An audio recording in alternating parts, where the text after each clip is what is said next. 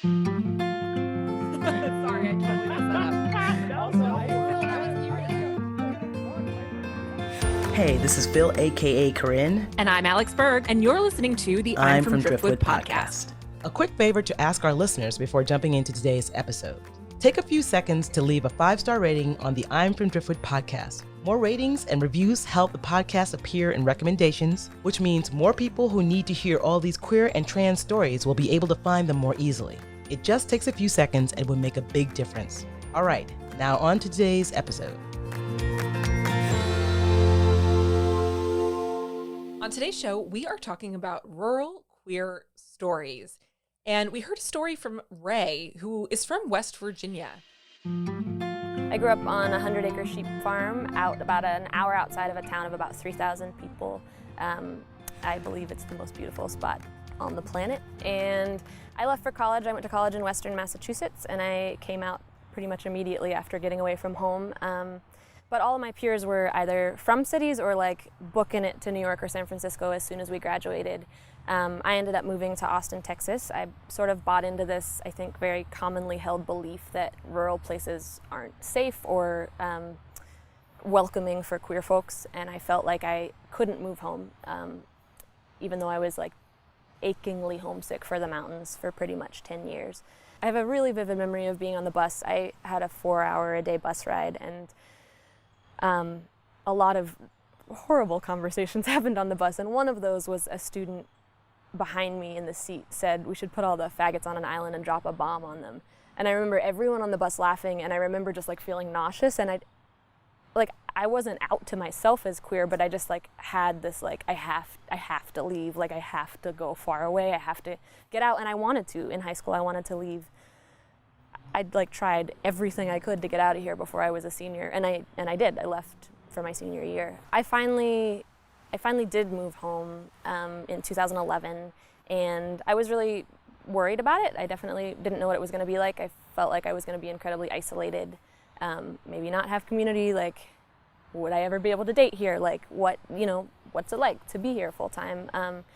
And I've largely found that like there are rural queer folks kind of all over the place who are not only surviving, but they're thriving either in the communities where they came from or into chosen communities they've moved to. And I think there are like unique challenges to being queer in rural places, but I also think there are really unique sort of like joys to it, right? And I think for some queer folks who grow up in rural places, like they care just as much or more about, for example, the mountains where they were raised, or, the plains, or whatever landscape it was, or sort of like traditions and histories around farming, or different things that are happening in rural places that as they do about their queerness. And so for me, moving home, I found a lot of that within a sort of Central Appalachian youth network, and found a lot of young people who are sort of fighting that urge of like the brain drain that happens a lot in Appalachia, that sort of just like out migration of young people to try to find more opportunities. And so I found sort of a network of young people who are really committed to staying and committed to like working on what we think needs to change in these mountains, a lot of whom are queer. And so we kind of have had a lot of conversations around like what it's like being queer in the mountains, what it's like coming back to a town where everybody knows you, and trying to kind of bring your whole self into that space. I think it's really important for young queer folks who are from rural areas to know that like staying is an option. Sometimes I think leaving is really important, if you can, right? But like some young people don't have the choice to leave, and like what are they supposed to do, right? If like they live in a place that's like incredibly isolating as a queer person, like where they never see representations of people in media who are queer like them and are like super proud to be West Virginian like them. Like, where are they supposed to find like examples of themselves, right? And I think that actually like there are all sorts of rural queer folks with like amazing different types of experiences, whether like positive or negative, like incredibly diverse queer people all over the United States who are choosing to stay or don't have the option to leave. And like I think our stories really need to be told. I think our faces need to be seen. I think we need to be visible. I think we need to not be silent anymore, so that young people know that it's like fine if they want to stay, if they are queer and like maybe want to go to a pride march sometime, but like really just want to take over the family farm, you know? Like I had a 16-year-old kid from Canada write me an email last week saying that she lives with both parents who are pastors, her grandmother who makes homophobic comments all the time, but that she loves where she lives, that she like cares so much about this like rural place that she's from, and that reading these stories on the Country Queers website like makes her feel like she could stay, like she could be queer and she could have like the land that she loves so much, you know? And I think more stories like this are really important for queer folks. You know, I did a little digging into like what Rae's doing, and Rae is doing a lot on this platform of talking about rural queer stories. Apparently they have a podcast called Country Queers, which I think is so adorable. I love that. Yeah, and they are creating this whole movement of getting queer people who live in rural areas to tell their stories so that people who are from rural areas or moving to rural areas know that queer people are there and they are living their best lives there and enjoying it. It's not, you know, we get these stories of like, you know, what's it like for people in rural areas or queer people in rural areas? You think it's dangerous. You think they're isolated. And the truth is there's more to the story than that. And it sounds like what Rae's doing is trying to create this whole movement of, you know, going to rural places and getting stories from queer people who've been there for years and who are living wonderful lives. And they were saying that no two stories are the same. There are all these different stories of queer people living in rural areas and doing great. Yeah, I feel like there can sometimes be this cosmopolitan mentality that all LGBTQ people are in cities or should be in cities, Yes. or why would you want to be anywhere except a city? And that always negates the fact that queer and trans people are everywhere and oftentimes raised and born into locations such as rural areas. Yeah. And I feel like sometimes it can be a very condescending mentality to act that way and almost treat LGBTQ people who live in rural areas as like more provincial or Yes. something, Yes. which is ridiculous. Right. And also it kind of feeds into this idea that if you are queer or trans, you have to be in a city, which we should be able to be anywhere that should. we want to be. We should, but you know what? I would like to say queer people are everybody in that we have preferences. Like there's some people who want the urban living. They want the, you know, the clubs and the communities that are really close by. And there are others who grew up in rural areas and they love it. It's where they're from and they love these places. They love the mountains. I mean, Rae talks about loving the mountains and missing the mountains. Like that's a real thing.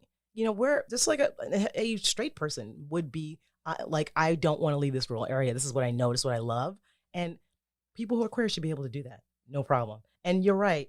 You said something about, Rae mentioned that some people can't leave. Like, what about that? Yeah. What about the people who can't leave? Shouldn't change happen for them? Shouldn't things change for them so they can live in the place that they love and not have to leave and really still thrive and do great?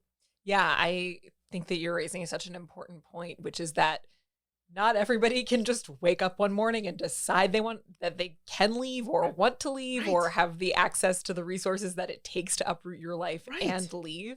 And so I just think that it is this very passe idea of acting like, oh, if you're LGBTQ, just move to a city, it'll solve all your problems. Right. And it also glosses over that there's transphobia and homophobia everywhere. And yes, I think that it is easier to find your community in the city, but in the reality is it's also here. Yeah. I think a lot of times when we think about being LGBTQ or any marginalized identity in rural areas, a lot of times you think of this like horror movie mentality of being like isolated. Yeah. And there's kind of that creepiness of being alone and maybe with people who don't have the same attitudes and opinions of you. And I feel like a lot of times I have totally felt that way when I've been in rural places, but at the same time, it does erase the experiences of queer and trans folks who are in those rural places and all different kinds of people who are in rural places and doing important work in those places. Right. Exactly. And again, going back to, you know, something like Country Queers, you know, Rae's podcast, the idea of telling the stories of people who live in those areas and are enjoying it, liking it, and don't feel like they need to leave. You know, a lot of what I read about people, queers in rural areas, is that some of them will leave and come right back. they'll leave and they'll go to the city and be like, okay, I need to go to the city because I'm like, this is where my people are. But then they end up coming back because it's in their blood. It's in their hearts. This is where they want to be. And they should be able to be everywhere. We should be able to be everywhere, safely, of course, and enjoying our lives. I also love this point that Rae made about how LGBTQ people oftentimes have like a great deal of care for nature.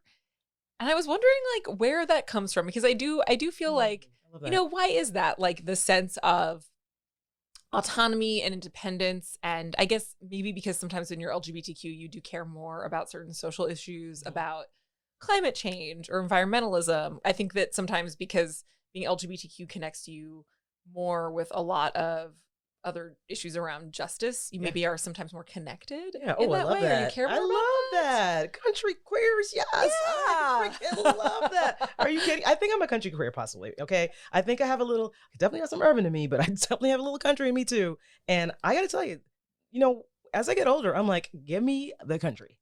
Give me the country. Seriously, I love nature. I really love nature. I love birds. I love, like trees. I love being out in that. And right now I love both, but there may come a time in my life when I'm like, nope, take me out to the country. I also think that I'm a burgeoning country queer. Oh, what?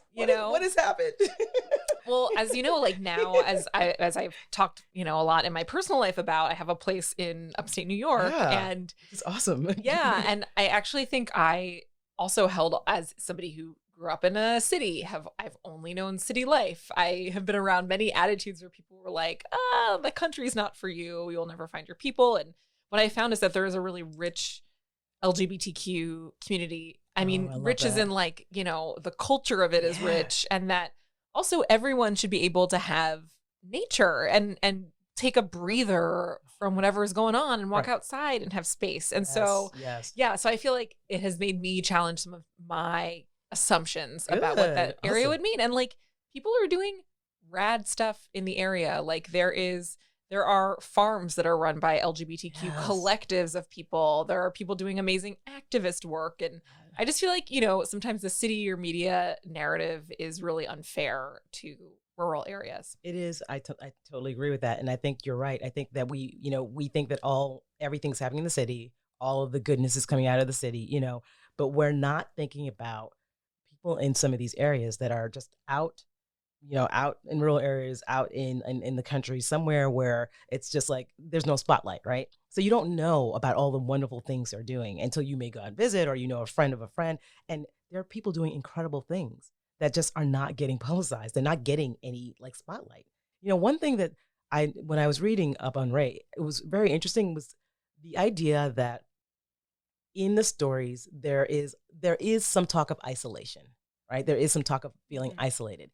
And it was so interesting that in the article, this I think it was actually like a National Geographic article.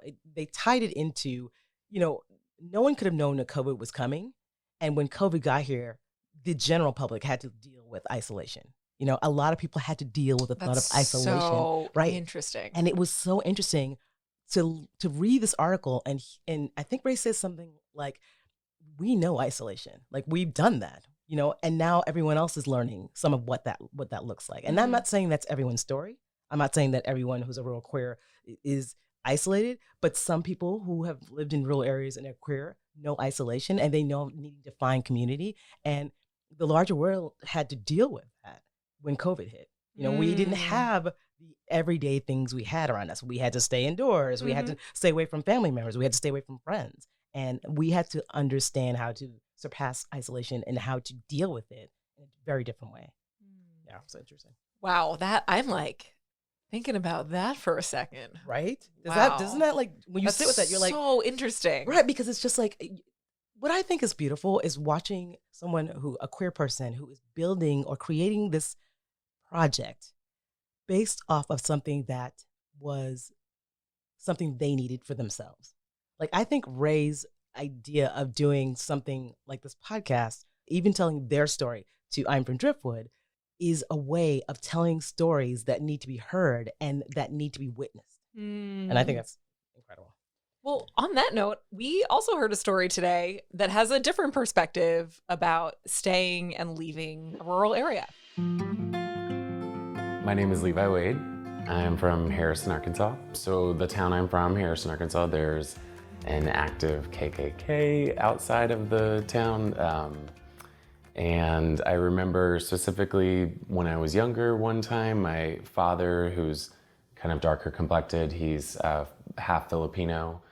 We were in the parking lot of a Walmart and some strangers yelled out the N-word at him. It was that moment that I kind of realized I wasn't living in a very diverse,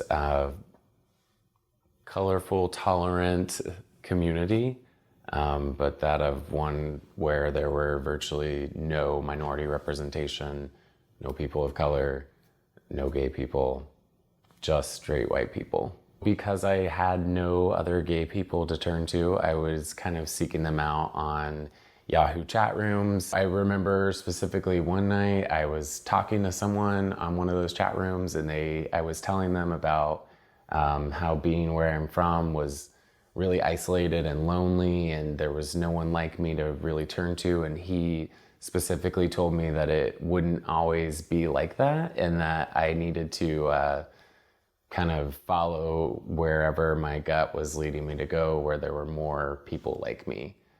Fast forward to I'm in high school, I'm all with my girlfriends, and they're kind of crying over their relationship woos and the dramas that entailed that. And I remember kind of oddly feeling jealous because it was just something that I wasn't able to experience and didn't know what was like.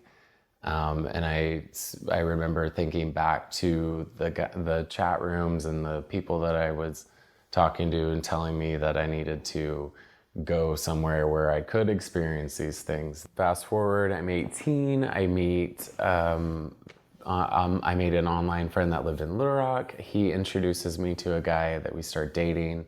I graduated high school, and my mom was kind of trying to convince me to stay behind in Harrison and go to the community college there. But because of this boy that I met, I was very adamant about leaving and not staying behind in Harrison. So I remember though my friends taking me out after me and the guy that I had moved down to Little Rock for had broken up. And they were there kind of holding my hand, guiding me through it, making sure I was liquored up to get over everything. And it was definitely kind of a full circle moment in that where I once was wondering what that was like. I was now living it, a support system, gay representation, gay visibility, gay nightlife to hang out in, a large group of people to rely on. If you are an LGBT kid in rural America, you are not confined to where you are at. If where you are at is not okay for you to be at, you can escape where you're at and you can come out okay. There are aspects of uncertainty to it, but if you are self-assured and you know what you want, you're gonna land where you should be. And that's something that you should hold on to and kind of let guide you.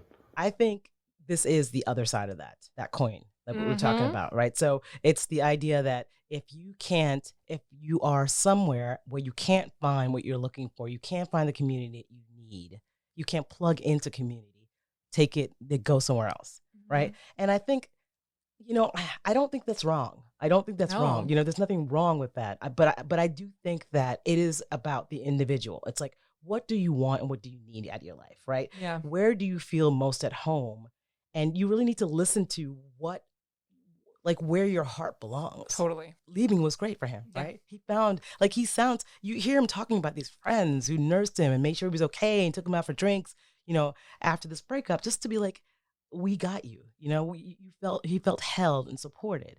And I think that you do get a lot of that in the city, but I don't think that that's impossible to get also if you stayed in a rural town, right? Yeah. We just talked about. Yeah. I mean, Levi had some very violent experiences in his town. And I think that, we're always saying there's no monolithic experience of being an LGBTQ person, that for him, it was very liberating to be able to leave and needed to leave and get out of there and find community. And, you put it perfectly. It's the other side of the coin, right? Like Levi's conclusion is that he wants to remind people that LGBTQ youth can always relocate to find their community, which is also true. Right. It's weird. It's an and, right? It's such an and. Like we're talking on all these ands. It's like you can leave, you can stay, and if you can't leave, you can stay, and if you can leave, you can leave.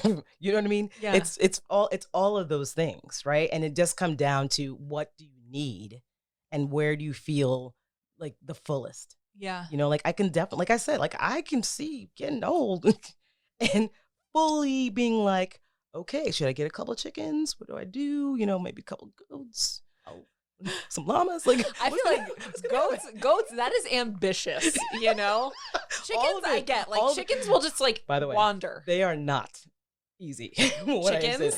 I guess TBD on the chickens. You always want the option of the chickens. Right. The fresh eggs. I get it. I get it. Unless I'm vegan by then. So by that point, it may not matter. But if you were to look at other stories, you hear sometimes them talking about going to the city and it not working out for them. Even if they think that's where they need to be, they can't connect the connections they want. They're not finding the community that they thought was there for them.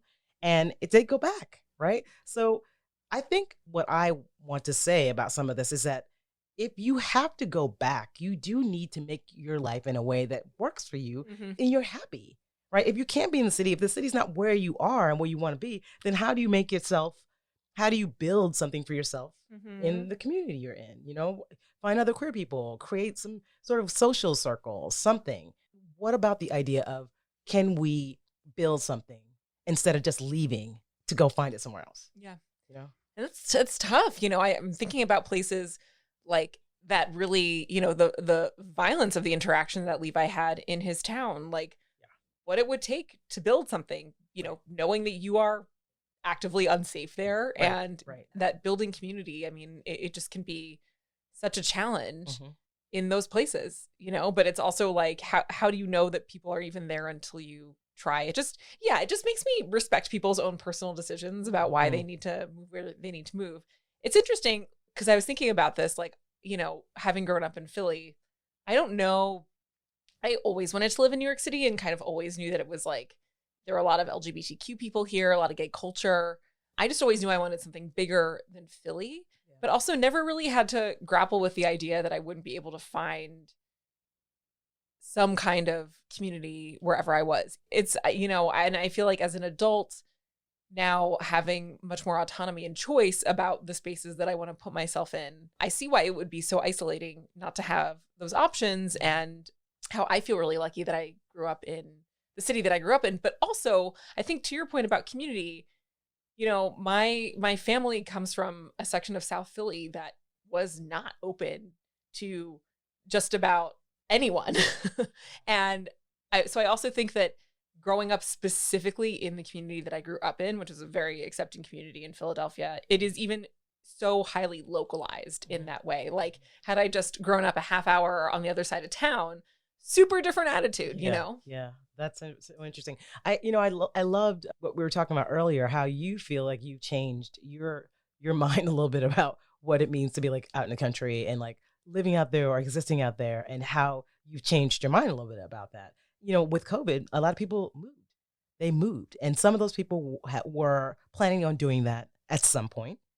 Some of those people left because they're just I need space. And if I get more space, it's, COVID is easier to deal with. There's a number of things that are happening. So there's a lot of people who have left cities and gone to places where it's, they get a little more space. And so, I wonder also what that migration is going to look like, when we're looking back, what is it going to look like, when we start looking at these areas and there's more queer people, in these areas, and you're like, wow, this was about COVID, this happened. And it may have happened over time, but it happened quicker because of COVID, I think, in some ways. I also feel like sometimes in more rural communities, if you know who you're looking for, do you know do you know what I mean? I feel like, do you need to do Like I was online today. I was online today. I was on Instagram watching how people like were like talking about the queer signals, and I was like, oh, I don't know what the queer signals are. Let me find out what they are. I mean, sure, an undercut. We all know an undercut. Great. Like, but what else is one there? of those, you know? Yeah. It's like, what else is there? And apparently it's like there's these earrings that people make. Is that a thing? Like, do you know? I don't know about that. Are there? What are they? Like earrings that they craft themselves somehow. And I'm like, that's supposed to tell people you're queer? Interesting. And then like vintage pins. Okay. With like feminist sayings on. I was like, I would see that and be like, I would not know. Yeah. Yeah. It would be hard to say. Right. Yeah. So obviously my queerdar is way off and it's on the fritz. It's on the fritz. It's on the fritz. You need to read up on your signals. I need to go get it tuned up is what I need to go. Yeah. It's like really bad. I have no idea. I'm like, so when you're in these areas, I'm like, what happens? So how do like you said, you know, you're looking for. I just feel like, I don't know. Sometimes I know. I don't know. Sometimes I feel like, I don't know, a really good haircut. No, that's ridiculous. I get it. It's like, that just means that somebody has interesting taste. I'm just, you know. Yeah, you just don't know. No, it's so hard to say. What this is making me think about is in upstate New York, you know, again, countering sometimes these very dismissive ideas about rural areas. In upstate New York, there were these resorts that were for, at the time, what was understood to be male to female cross-dressers in the 50s and 60s. And they were places where, at the time, obviously the way people were understanding gender at that time was that they were male to female cross-dressers, and you would go and it was understood that these were men who were learning how to do makeup and learning how to pose for photos with their friends. Upstate? Yes, upstate. I highly recommend anybody listening go Google, check it out. One of them was called Casa Susana. The photos are incredible, but it's just one of those reminders that's like, there are these other pieces of history, I feel like, that actually have been seldom recorded because it was, you know, LGBTQ folk, gender nonconforming folk being upstate in these like houses that were incredibly isolated by design so that they could go safely do their thing. Yeah. Safely. But you know, and that just speaks to how there's such a very well recorded history of the journey that the community has gone through here in cities, right? But when it comes to those urban areas, what are all these stories that people don't know about? Yeah. Like, well, how much history has been not recorded or not talked about, or people are not aware of? Yeah. Like, I can't even imagine if we really dug in, we'd be shocked. Yeah. And I even think like now it's interesting to see all these themes that we're talking about play out in the national news. Like I'm thinking about, there is some incredible organizing happening in rural areas, especially in the South, around issues of bodily autonomy. You know, I'm specifically thinking about like reproductive justice and, you know, all of these movements that are oftentimes led by queer and trans folk. And just how like a lot of times you even see in the national news, there's such a dismissive idea towards stuff that's happening in rural areas. I mean, I was born in Brooklyn, right? So, I mean, I am not a rural queer.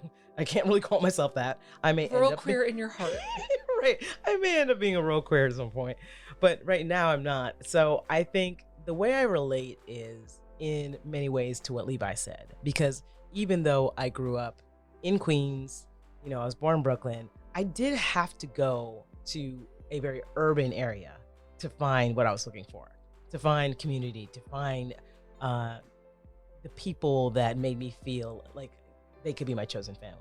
So I really relate to that, but I definitely have I have a lot of admiration for people who kind of stuck it out and said, I want to stay here and I'm not willing to leave just because this area and this community doesn't understand me and is not willing to accept me. I want to change it because I think that there are others who want this and I want to do that for them and I want to do that for myself. Yeah, I feel like I relate to exactly kind of similarly to what you're saying, you know, in that I am from Philly and born and raised there and, you know, also had to move to other areas to find that sense of chosen family and community. And totally props to, you know, anyone sticking it out wherever they are, swimming upstream against whatever the tide is in that place. The biggest takeaway, which is kind of what we talked about earlier, is that this is a very personal choice. This has to be a choice that resonates with you and is a personal choice. There is no right answer here. There is no right thing to do here. It's about what I think it's about considering your safety, obviously. It's about considering where you want to be. And if you are staying to make change, are you ready to take that on? Like, are you really ready to take that on so that you can create an environment that works for you and works for others who, maybe are younger and going to really appreciate this as they get older? I think my big takeaway is people should live their lives however they want, and basically the same takeaway as you. And then also just that relocating is really freaking difficult. Yeah. And I think sometimes it's easy to be dismissive of people who choose to stay where they're staying because maybe other people don't understand it, but just that it's really hard and requires a lot of resources to move. And I also have a great appreciation for people who want to stay and change the culture of where they are.